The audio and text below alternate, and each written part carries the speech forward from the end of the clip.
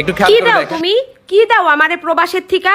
হ্যাঁ, প্রবাসে তো খালি ডলার কামাওই, যেই টাকা দেও সংসারও ঠিক মতন চলে না, আর আমার হাত খরচ তো প্রশ্নই আসে না। বিলাসিতা কি জীবন থেকে তো ভুললাই গেছি। এমন কি দাও তুমি আমারে? কিছুই দাও না, দিন শেষে খালি তোমার খারাপ ব্যবহারটাই দাও, বুঝছো? কখনো ভালো ব্যবহারটাও করো না। আম্মু তুমি এত মিথ্যা কথা কও কে লিগা? এই যে বিরিয়ানি রান্না করতেছো, এই যে ইলিশ মাছ ভাজছো, এত টাকা কই পাও? হ্যাঁ, এই টাকা তো আমার আব্বুই দেয়।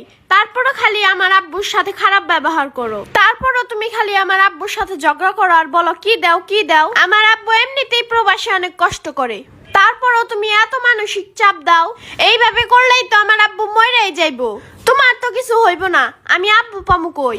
তোরে এত কথা কইতে কইছে কে? ছোট মুখে বড় বড় কথা, অনেক বড় হয়ে গেছো না? একটা থাপ্পড় মাইরা তোর গালের দাঁত ফালাই দিমু। ফাজিল মে, যা ঘরে যা। শুধু থাপ্পড় দিবা কেন?